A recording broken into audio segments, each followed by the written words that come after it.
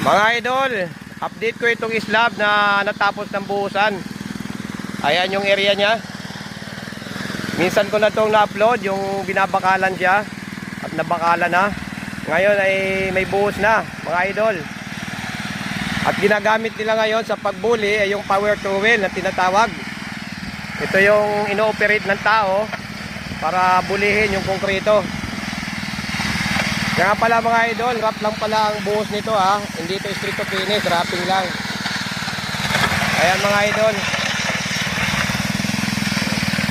Kaninang umaga ito binuhusan. Inabot ng hapon sa pagbubuli. Ayan, minamakina ng power trowel. Mga idol, pag duman ito sa inyong mga walls, pasupport naman sa aking YouTube channel, Ariel Vlog. At ganon din sa aking Facebook page, Kabakal Vlog. Maraming salamat mga idol. At Merry Christmas sa ating lahat. At advance Happy New Year mga idol. Ayan yung mabilis na pamamaraan mga idol pag nagbubuli ka ng malawakan na buhos ng konkreto, yung maramihan.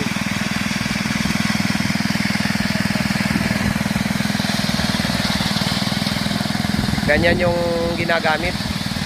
At meron pa rin silang bubulihin sa lugar na to. Malaki-laki pa yung bubulihin nila. Medyo tuyo na yung konkreto mga idol. Ayan. Yung lugar na to, hindi pa nabubuli. Ayan, kailangan nilang bulihin yan mga idol. Dahil kailangan na makita na nadaanan ng makina at magbibitak-bitak yan pag di yan nagalaw.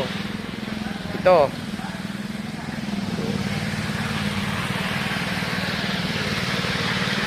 Muli mga idol, hanggang dito na lang ang aking video.